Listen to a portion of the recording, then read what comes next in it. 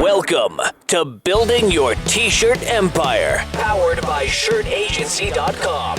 Get ready to take a trip inside the apparel industry for the best tips, tricks, and interviews. And now, here's your host, Cole Lundstrom.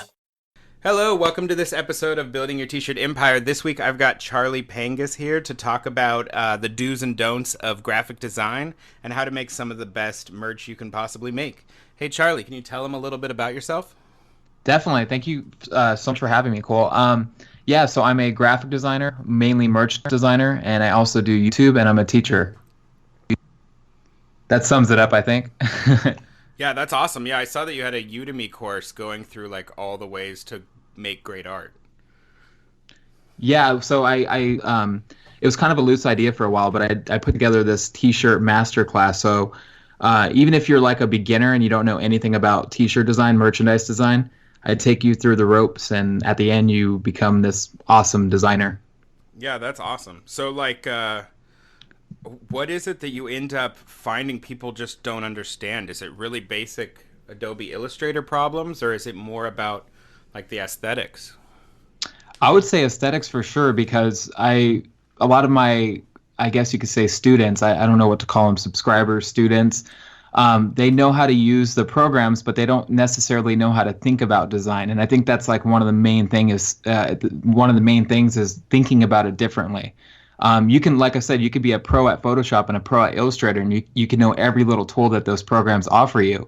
But if you don't know how to think about the design and how to put it together to make it pleasing to the eye and make it sellable, you know what I mean? It's kind of worthless. So I think that's like the main thing that I'm good at teaching. I'm good at teaching people how to actually approach design differently. How do you think you came to learn some of those skills? Were you at a job, or was it a college degree? Well, I guess you can say, I mean, I'm all self-taught first off. And I did go to school for a short amount of time, but it wasn't for me. So I actually dropped out of college. I went to the Art Institute, and it wasn't for me. So I ended up dropping out. And I'm basically self-taught, but I did find a couple mentors along the way. I worked at a company called Merch Connection. They're great guys over there, and they're some of the best designers I've ever seen.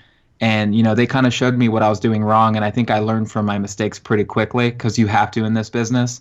And, they got me going pretty quick. So I definitely credit some people along the way to help me get to where I'm at right now, or that had helped me get to where I'm at right now. So it definitely wasn't just me, but I think that's what it's all about, learning from your mistakes and seeing what you're doing wrong, and kind of referencing other people that are great at the craft. And that's kind of how I got to where I'm at right now. Yeah, totally. What are some of the designers or styles that you're like really into at the moment? I mean, when I was growing up into the field, or I say growing up, but I started about 10 years ago. And when I started, I was really big into the hardcore scene, metal music. I was in a couple metal bands at the time. So my influence was definitely in the metal scene. And with that being said, I kind of my style kind of grew around the art style. And I'm sure you're familiar with it. It's a lot of full designs that fill up the front of the whole canvas, the whole T-shirt. And so everything was really like in your face what I was doing. And I think the metal scene is really what inspired me and kind of helped me craft what I'm doing today. Yeah. And you can see that in my work. If you see my work, it's definitely hand-drawn looking most of the time, and it's pretty bold for the most part. Yeah, I was looking at some of the most recent graphics, like on your Instagram and stuff. What does the process look like to get that kind of effect? Because it looks like most of it's becoming a vector eventually.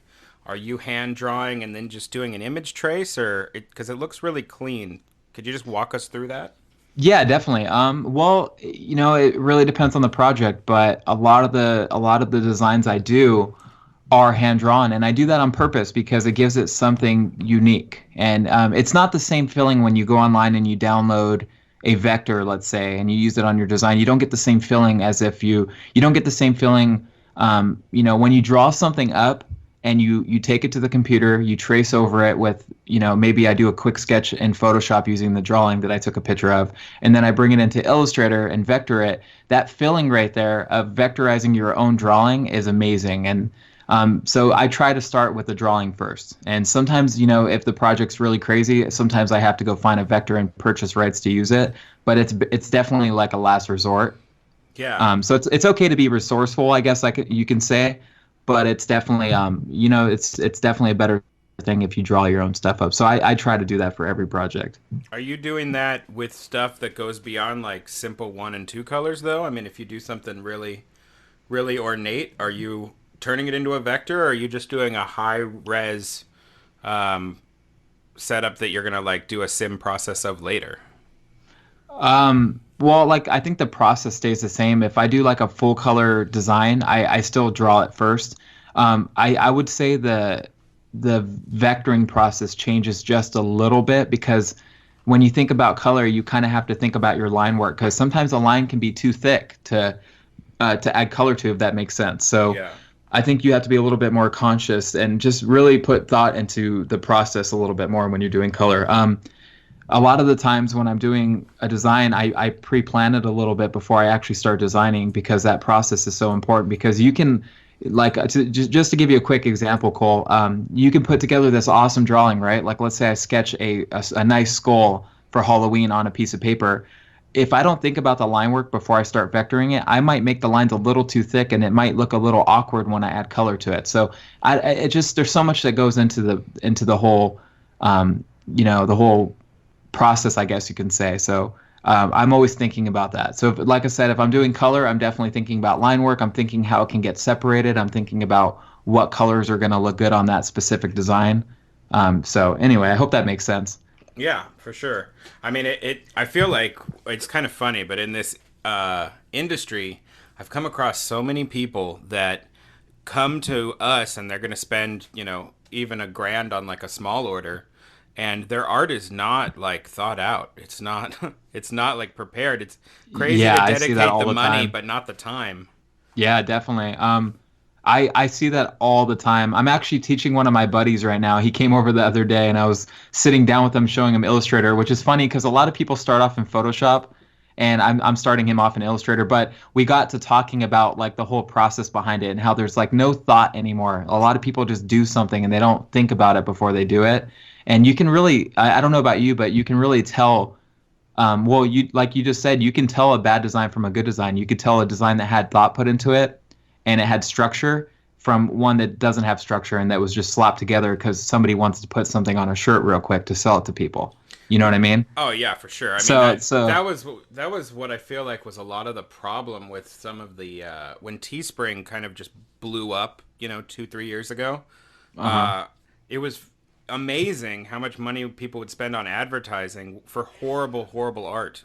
It would just say like "my grandma's cool" or whatever, and it was so disappointing because the print on demand kind of revolutionized the way people can sell T-shirts online, and people just what they should have been focusing on was quality art, and instead they were focusing on targeting demographics. yeah, and I just got into that with like not too long ago with this Amazon Merch by Amazon group because as you know, Merch by Amazon's one of the most popular ones growing right now. And I talked to so many people, and a lot of people are so stuck in this mindset, like you said. They say, let's design something for this demographic, even if it's the crappiest design you've ever seen, because we're still going to sell it. But it makes me cringe in a way. I don't know if you've seen all my videos. I'm sure you haven't watched every single one, but I made a video talking about quality over quantity. And I believe in that. I really do. I think that you should focus on quality over quantity because you can make a ton of really crappy designs, but there's just nothing good about that. You know what I mean?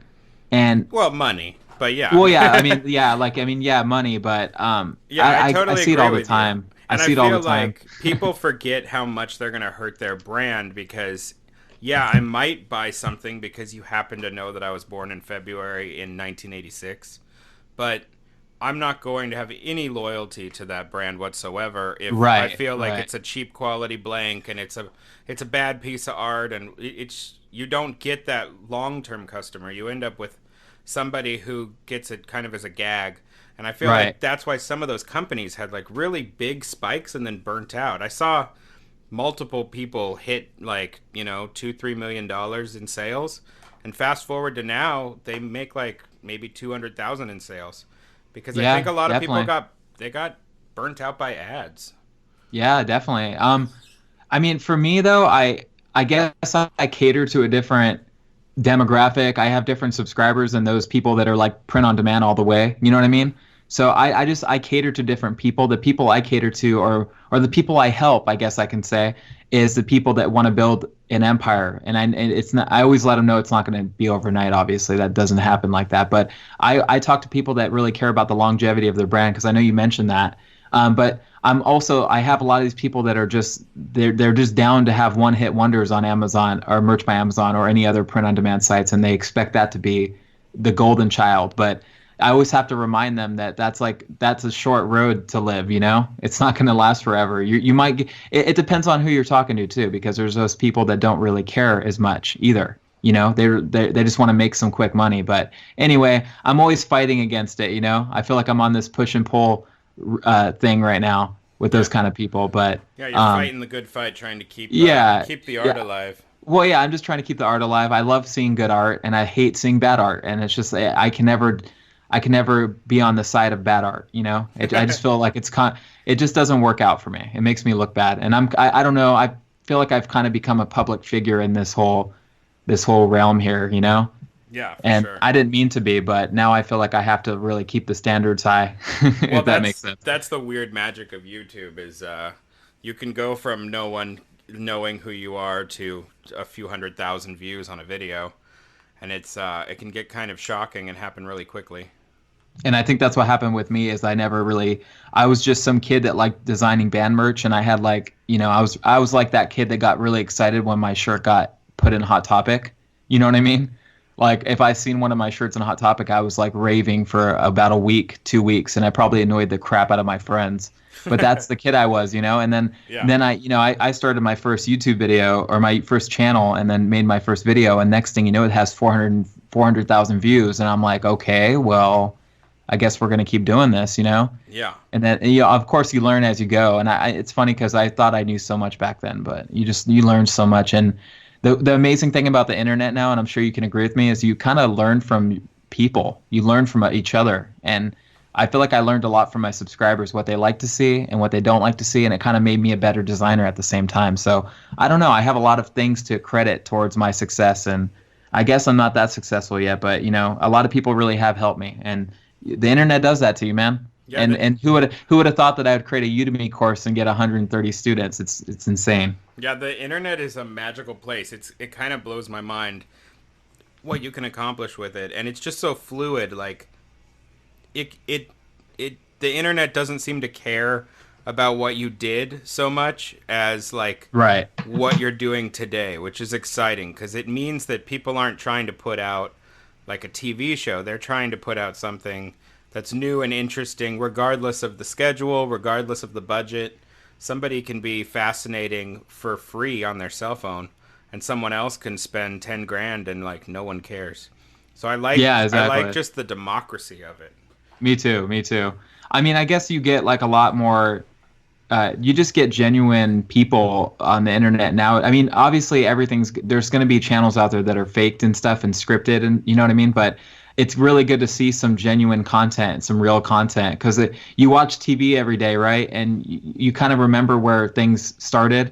And it used to be, it's so fake sometimes on TV, but YouTube, it became this real thing, and people they hit play and they do it, you know, and that's kind of what I did. And it's crazy that you can even make a dime doing that. Yeah. If that makes sense. I don't have some big production crew, Cole. It's like, it's just me. And, you know, my girlfriend helps me sometimes. I'm proud of that. Sometimes she helps me set up stuff. But for the most part, it's let's hit play and see what happens. Let's teach people something cool, and and we're making money doing it. And that's where it like kind of where it shocks me, because back then, man, I remember starting a T-shirt brand in my garage. It's kind of embarrassing, but me and my buddies from middle school, we started printing some shirts. My dad bought a really cheap machine. It was like a 4-press, had 4 screens on it. Yeah, yeah. You know the one that rotates, not the fancy ones nowadays. Yeah. But he bought one of those, and I just remember how hard it was to find people to sell to. And now, MySpace was kind of a thing back then. It was starting to be like around that time. Like I didn't really know much about it, but it was a thing. But it was so hard to find people to buy. I used to have to take the shirts to school. And it's crazy because I can go on Instagram and YouTube right now and sell thousands. It's like, I don't get it, but it's it's the way things are going, and I think it's so easy for people to like gain that exposure now, you know. Yeah, I did And that same thing in college. I had like 6 or 7 shirts at the bottom of my backpack because Yeah, if I right. brought it up, I could just like they could say, "Oh, that's cool," and then force their size on them. Dude, I use my mom's plastic wrap to keep them nice. Oh, classy. I That's a just found premium things. brand right there. That's, Dude, for sure. Right? I mean, you have to like really put. I mean, nowadays, you know a good brand from a bad one when you get a package and it's not wrapped, and then when it is wrapped, you're like, wow, that they put some effort. That's what I did, man. But I did the whole plastic wrap thing. My mom used to get so mad at me. I stole all of her plastic wrap, and I was wrapping all the shirts, and I didn't even know how to fold a shirt at the time. But yeah, that's where I started, man. So it's crazy to see where we come from. And I guess the whole point of this is people that want good quality shirt designs, they have so much access to it now that it's insane. You don't have to go to school for it. You can teach yourself online, and you can be an amazing designer, and you can get great quality art if you know where to look. Yeah. And that's because of the internet and where it's kind of social media and stuff like that. So anyway, mind blown. That's what it does to me every day. I wake up and I look at my apps and I'm like, wow, people care. How do you feel like, I mean, I don't even know if you're doing this because it sounds like a lot of this happened pretty organically for you, but how do you feel like you're actively trying to expand like your social media influence? Are you just focusing on the content and that's it? Or do you have like an ad spend, or how exactly are you expanding at the moment? Because you do have an unbelievable amount of competition in your space. Yeah, I do. I've never ran an ad, actually. Never ran an ad. If I did on another channel that I was trying to start up, I was trying to do a gaming thing, which is also embarrassing, but it didn't work. Let's put it that way. I put I think I put $100 into it to test it out. It was a terrible idea. I wasted money. But for my main project, which is my Charley Pangus channel, my main channel, that's all organic. My Instagram is for the most part organic. I do a little promoting on there, like manually, like following people and like liking photos and contacting new followers, letting them know what I do. You're like I your do own that all. bot. Yeah, exactly. I have my own bot, which is it's tedious. So yeah, I basically grew my channel organically. I've spent very little, like I said, on ads and stuff like that, and I just kind of went with it. I didn't know much about growing actually when I started. I just knew that if I uploaded a video, there's a chance it might get some hits on YouTube with their old algorithm, and sure enough, I got some hits. And it's kind of a luck game too, but I guess I'm lucky enough to gain subscribers. I'm over 40,000 now, which is insane to think about. But yeah, YouTube treated me good, I guess you can say, and I got lucky and I got some subscribers out of it. But recently, I've gotten a lot smarter. You know, after taking some SEO courses and stuff like that, I've learned that there's more to it. So I'm definitely paying attention to my keywords, my descriptions, my tag, everything. Like tags in the descriptions, and there's so much more that goes into it, even the thumbnail, the video quality, the audio quality. I'm actively paying attention to all that, and it's in the back of my mind at all times. So I'm learning how to do it professionally now, but back then I was just some kid uploading videos, and it took me a lot of places, and I've gotten some really cool sponsorships. I've met some awesome people because of it. So it's a beautiful thing, man. Not only am I growing organically, but I'm meeting people without having to put much effort into it, because I don't have to go to a coffee shop and meet people. I can just, people come to me and they want to be my friend, and it's like, hey, I'm special now, but not really. That's awesome. You know what I mean? Who were some of the like, you know, clients to brag about that you really were surprised you got the order for? I mean, have you been working with some of the bigger bands, or? Yeah, I mean, you know, coming from the metal industry or the metal genre of music, and working with all these metal labels, record labels like Ferret Records, Rise Records, Sumerian Records. I've worked with some of the biggest dogs out there, Metal Blade. The one band that I hope you don't mind if I shout them out, but Thou Art Is Murder is one of my top favorite bands, metal bands. They're just so organic and raw. And they're just a great Australian band.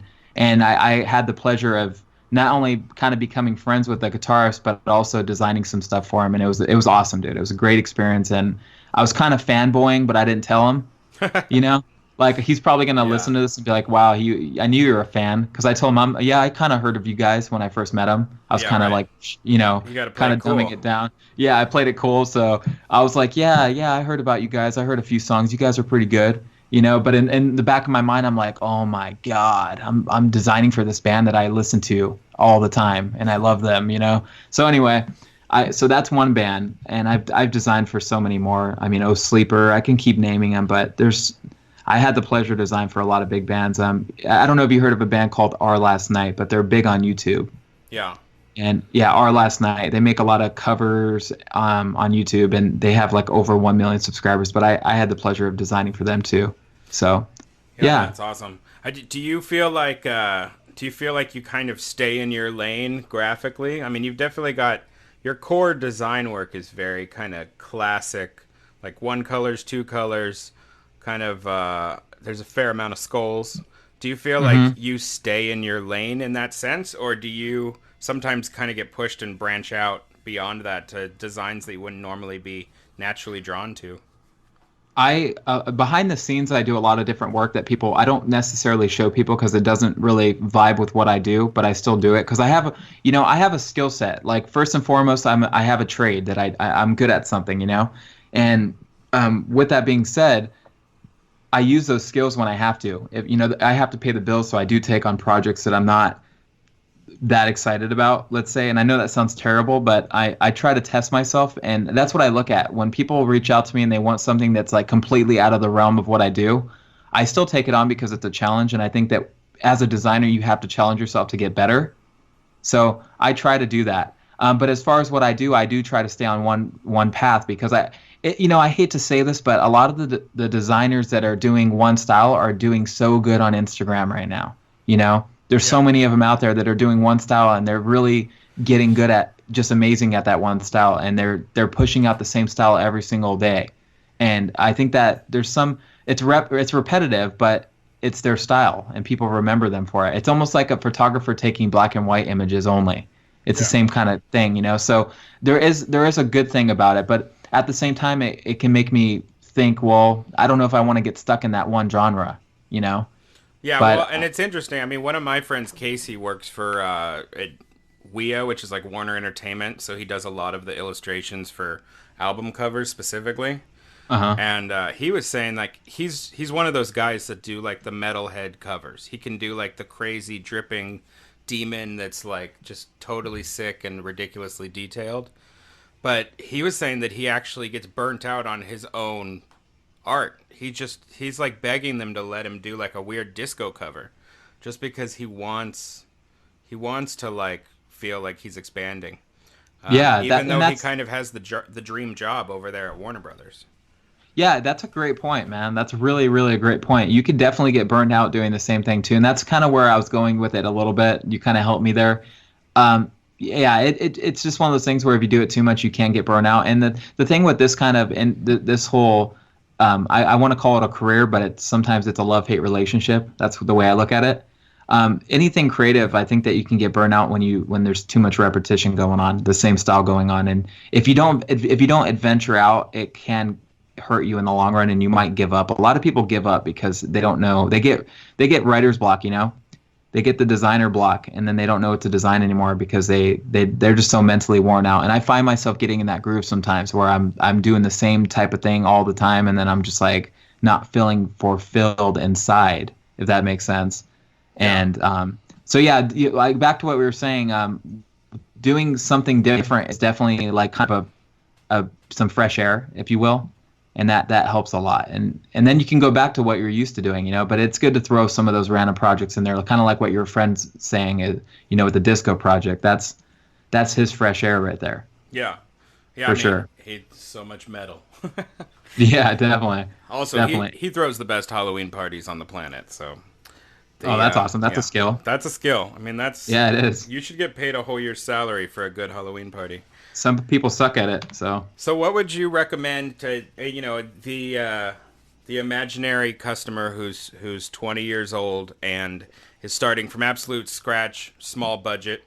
What kind of path would you put them down? Is there a trend you see coming? Is there a niche? What would you tell them? Like as far as just like design related goes, like what kind of advice would I give them as far as that goes? Yeah, I mean, obviously they'll print it at Shirt Agency, so. Right. Yeah, definitely. Yeah. I don't know, man. It's weird because things change so fast nowadays. It changes so fast. You never know what's trending anymore unless you really, back then we used to keep the newspaper on lockdown. Like our parents would have it next to their bed, kind of sometimes, or in the morning with their coffee to keep up to date with everything. That's kind of their trend report.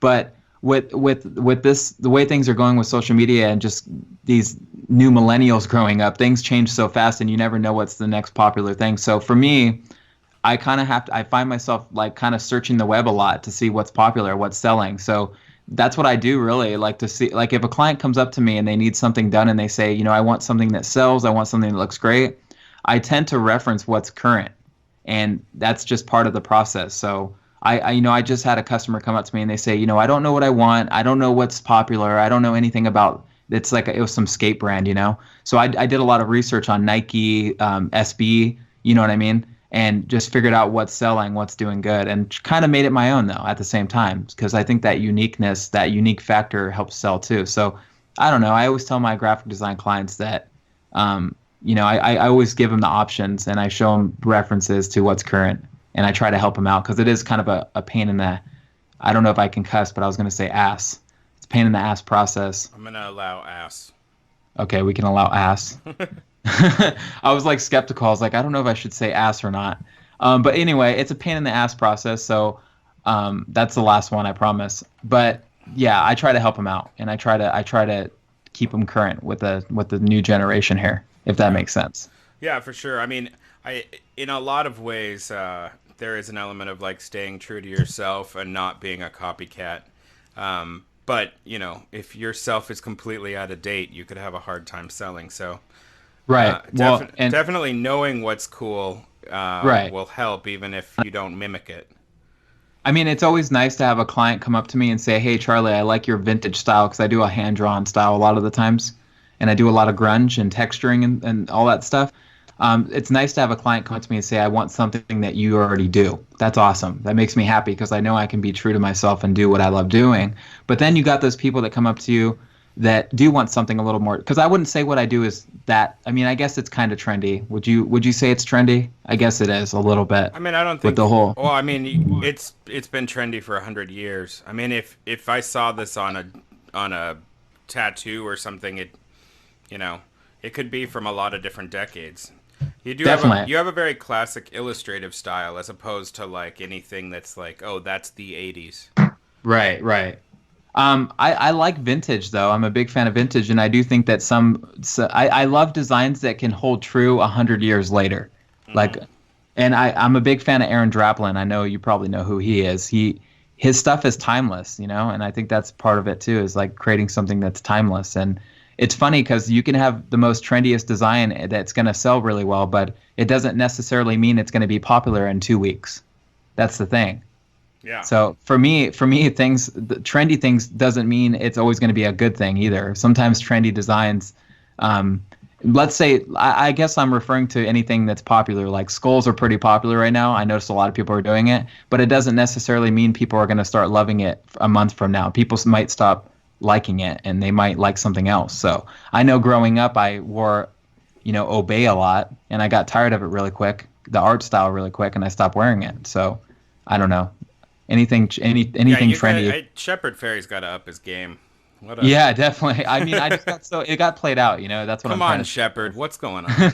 Hey, I love him. I do. I think he's great. But as a teenager, when I was a teenager, I'm talking freshman year of high school here. Yeah. I don't know, man. It was cool for a little bit, but it's not timeless. Like I just don't like it anymore. It's kind of Ed Hardy syndrome. I mean, I feel like that's happened to a lot of brands. Like, definitely. Massive everywhere, and then it's Ross, and they can't give it away for free. Yeah. How cool was it though? Remember that? So damn cool. It was so cool. And it a couple years down the road, Ed Hardy kind of sucks now. Yeah, all of a sudden it was $15 at Ross, and they still had too much stock. And they got the same stock from like 4 years ago. I don't know how long the brand's been around, by the way. I don't do that much research on them, but they've been around for a good minute. And I always notice the same freaking style of art on the bottles, and I'm like, that must be the same bottle from like 3 years ago or whatever. Yeah, I don't even know. It's weird how people can get actually too famous for their own good. Like, you can get to a point where the audience can resent you. Like, they don't want to be an Ed Hardy type of person because they know some guy who they think is a jerk. It's Right. like a certain aesthetic can actually get a whole bad vibe. Yeah, definitely. Hey, I'm gonna tell you this right now, Cole. I am a big believer of simplicity. I almost Mm-hmm. messed that up, but simplicity is so key. I found that so many brands that are simple do so well, and they have such a longevity to them that is so respectful. You can respect that. And then you got something like what we were talking about. You got something that with a crazy art style like Ed Hardy that's super trendy that just died out and nobody cares anymore. I don't even think anybody thinks about it. That I should do a video, dude. I'm gonna go on the streets and I'm gonna ask Ed everybody, Hardy have you heard of interviews. Ed Hardy? What's your memory of Ed Hardy? And see what they say. Just see what they say. They're probably gonna be like, oh, I saw it at Target a long time ago. You know, they're not Yeah. gonna say, oh my God, it smells so good. My boyfriend has it right now. I love it. You know. Anyway. Yeah. It's going to be really interesting. I feel like Supreme right now could go one of two ways. They could go the Ed Hardy route and really burn out their audience, or they could sustain it more like a Nike kind of a company. It'll be interesting to see how they play it. Yeah, I think Nike's so impressive because, well, it goes back to the simplistic thing too, because they are very simplistic in their marketing and the way their clothes are and stuff like that. Their logo's very simplistic. I think Ed Hardy could survive if they redid the branding. I just think that it's too flashy for me personally. Yeah, it's like And embarrassing. I don't want yeah, a it's sparkly really tiger embarrassing. all over me. No, and you know, I remember them. They came out with some new packaging, and I was like cringing over it. Like I remember sitting. I know it's kind of ridiculous, but I think I was at Kohl's, and I was sitting there for like a good 30 minutes staring at the packaging, as I always do with things. Yeah. And I was just like shaking my head. My girlfriend's like, "What are you doing?" And I was just like, "This is just making me want to vomit right now." Because the lack of care, like we just talked about care, right? Like putting some care into things, and it just they had such a lack of care and such a lack of originality. It's been done millions of times. So anyway, I think Nike does a great job, dude. I don't know how they're doing it, but they stay simple, they stay true. I think Supreme can definitely stay on that bandwagon if they do it right. But there's some things I see from Supreme and I'm like, oh man, maybe now. And like, you know what I mean? Well, they're It's hype monsters. I mean, I yeah. personally don't buy anything from Supreme. So, like, I don't think they're as approachable as a Nike. To me, No, no, I definitely not. I need good sports shoes, so I'll buy Nike shoes even if I'm not buying the clothes. Right. Whereas Supreme is like it's a white T-shirt with a screen print, so Yeah. it's all about hype for them. They're a little different than Nike in that way. Yeah, I think you can consider Supreme like the younger sister of Nike. Yeah, Like the younger sister. They have a middle sister, and then and they're the brother, obviously the big brother. So yeah, it's just the little sister. But I think they're doing all right. I definitely agree with you. I think they are the hype of the whole industry right now. yeah. But I don't know. It's like, man, being a YouTuber, I see all the trendiness going on, and you got like your Jake Paulers and stuff like that, you know. And I feel like that's like what Supreme is. Like a lot of those kids are wearing Supreme, and I don't know. Yeah, It I kind of saw a reminds me of Casey like Neistat what. video where he was walking around with a Supreme bag, like a giant ad for the whole video. Yeah, right. I did see that, It's just, and it was probably an ad, I'm sure. yeah, it's just Nonchalant. they don't call it an ad, but Uh, it's just freebies and whatever. Yeah, definitely. I agree with that. But yeah, I hope it. I don't know. I like to see brands succeed. I think Supreme's doing good. It's definitely doing better than Obey. Obey didn't last very long. I talked to a few designers about it, and they kind of just forgot about Obey. And I was like, well, yeah, that's what happens when you don't change things up. Well, from When what you I see, understand, Shepard sold the rights to Obey for like a royalty deal. So Shepard had like essentially nothing to do with it. And then there's some print shop in like the OC that controls the whole Obey line now. wow, I didn't know that. I don't know if the production's actually happening in the OC or if they're just like running it in like Mexico, but from what I understand, he basically has nothing to do with it anymore. Oh, well, that makes sense then. Yeah. You take out the founder, the creator of something, then that kind of it's like Steve Jobs passing away. Apple's not the same anymore, in my opinion. I can see a lot of changes that I don't think he would approve of. Yeah. And I don't know. It's just you take out that person that started it all. It's kind of not the same anymore. So maybe that's why. Maybe that's why I don't like it anymore. Well, yeah, because I mean, I was at a Shepard Fairey show maybe like 9 months ago, and he looks nothing like Obey anymore. I mean, his new work is so intricate and very much different colors than Obey, different art styles. He's evolved way beyond that whole look that was bigger. like 10 years ago.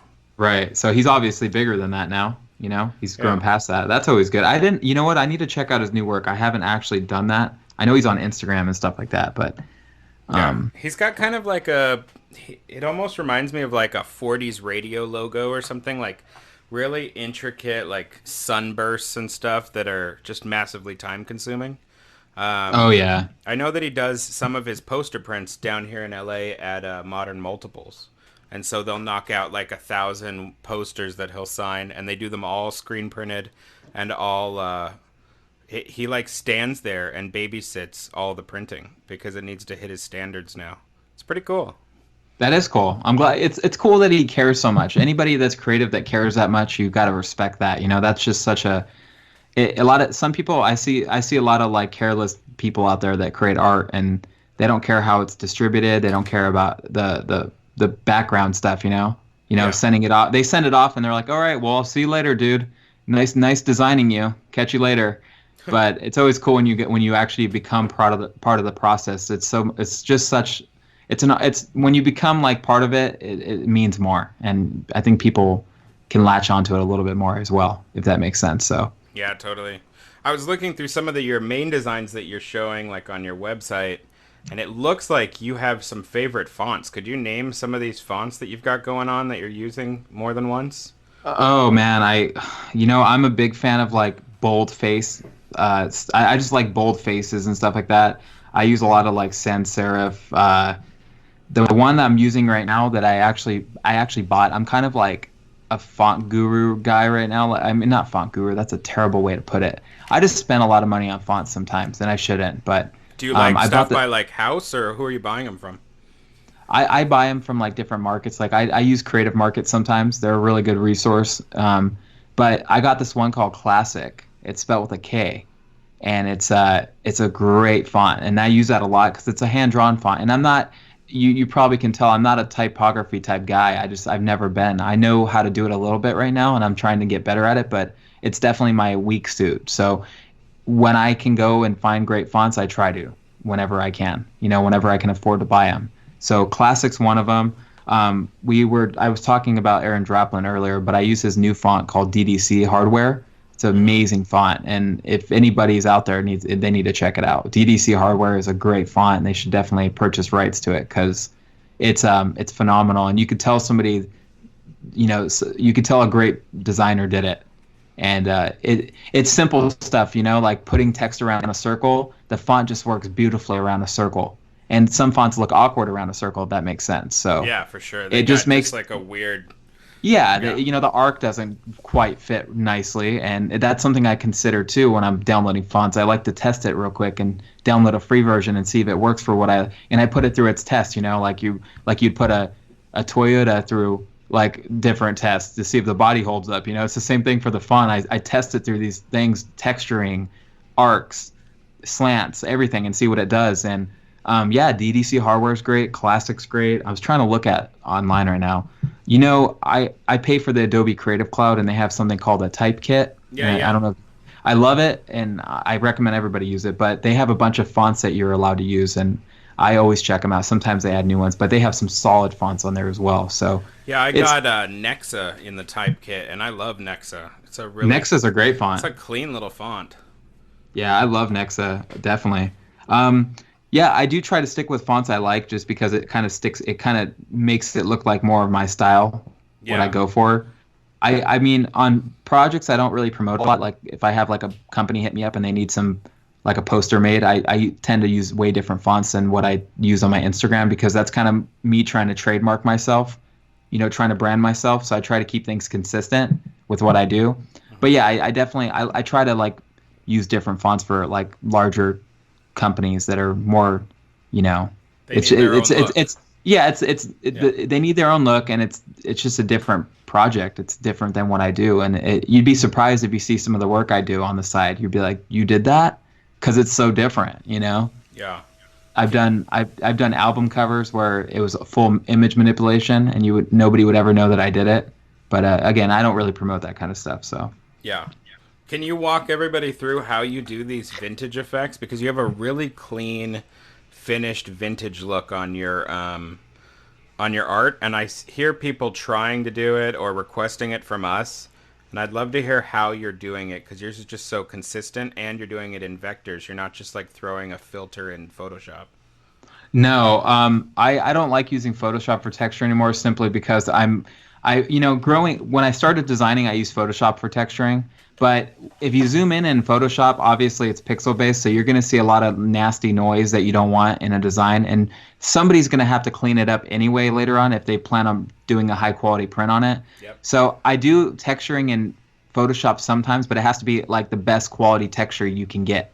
Like I'm talking 3,000, sometimes 1,000 resolution. Like I'm not even kidding, like really high quality.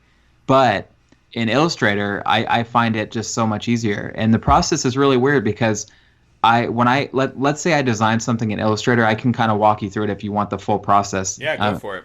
So when I design something in Illustrator, I tend to like expand it, and then I use my pencil tool to round corners to give it that hand-drawn look. I sometimes roughen it up a little bit, and then what I do is I rasterize it, and I take off and I actually turn on transparency. So I don't have a white background. Let's say we're working on a white canvas. And then after I rasterize it, I add something called it's called Pixelate. Mesotint, I think is what they call it. Mesotint. I can't remember right now. But I had a mesotint to it. That's already in Illustrator? Or is it's that already in Illustrator, yeah. It's great. Yeah, I haven't used that before. What tool window is that in? That's in Effects.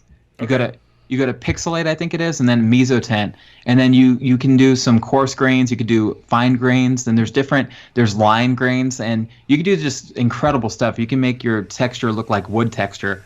Excuse me. So I use that a lot, and then I image trace it after, and what it does is it kind of embeds that texture into your design, and then you can ignore white, and then you have a full black design that's, textured and ready to go. And you can put on a transparent background right away. So that's my process, and I had a good friend teach me that. And I feel like I should probably tell you his name because he's the one that taught me that. Yeah, what's his name? Jordan Jameson. Jordan Jameson. Yeah, I mean that's actually amazing, funny because it's so different than the way we actually do it. So yeah, it's a pretty cool process. So I don't know if you've seen texture that has like kind of particles on the design, like kind of blending it. Like let's say you have a black and white design, right? You have black strokes, thick strokes, and you texture it. Some people have these like, textures that are kind of like part of the black, but they're kind of like peeking out of it as well, peeking out of the lines, kind of like a shatter look, and it's just really broken up. Like somebody took that design and threw it on the concrete and stepped on it and just moved it around. So to do that, you just when you're rasterizing it, you just don't check transparency, and then when you image trace it after adding the texture, it will keep some of those particles in there. Yeah, just kind of flying around. Yeah, it will kind of fly around. Looks like you kind of splattered some texture on it, and sometimes that can look cool. So, and then you can erase what you don't like. I use it. I work kind of destructively in there because I can literally take it and erase all the different texture lines I don't like and fine tune it. When you're doing that stuff in Illustrator, are you doing it on a Wacom tablet or an iPad, or is this all just mouse? I use a tablet. I have a couple people that sent me some on YouTube, so I use those right now. I have one called XP Pen, and I use one called, I butcher the name, and I'm going to try, I think it's Huon. It's a weird name. Huon, I think that's right, but I use one of those as well, and it's more of your traditional bamboo type tablet from Wacom, so. Yeah. Yeah, so I use and they're not the best, but they get me by, so. Sweet. So how about, could you just let everybody know how they can get a hold of you and learn more about you, or if they just wanted to actually have you do some design work, what's the best way for them to hit you up? The best way to hit me up is definitely going to be on Instagram, and you can look me up at Charley Pangus. My name is spelled Ley at the end, and then my last name's Pangus. And so Instagram's definitely the best place to find me. And then you can also hit me up on YouTube. I'm always looking at my comment section. If you guys want to watch some videos and contact me on there, I will reply on there as well. And that's just youtube.com/Charley Pangus. That's awesome. Well, thanks so much for stopping by. I feel like it was just so interesting to hear your take on design because that's what you're focusing on every single day. Um, it's pretty cool to see like somebody just grinding on art all the time. I live in such a print world and we appreciate the art, but we just don't do the work the way you do. Yeah, well, I mean, yeah, it's definitely like I kept telling you in the beginning, it's a love-hate relationship, but I definitely love what I do. And I do believe that the hustle is real with design, but it's like I said, I love it, so I do it, and it's a beautiful process when it's all said and done. I do appreciate you having me on this podcast too. Thank you. Yeah, no problem. Thanks so much for coming by. Yeah, thanks, Cole. Well, I guess that's the end of this episode. So thanks so much to everyone who listened and have a great week.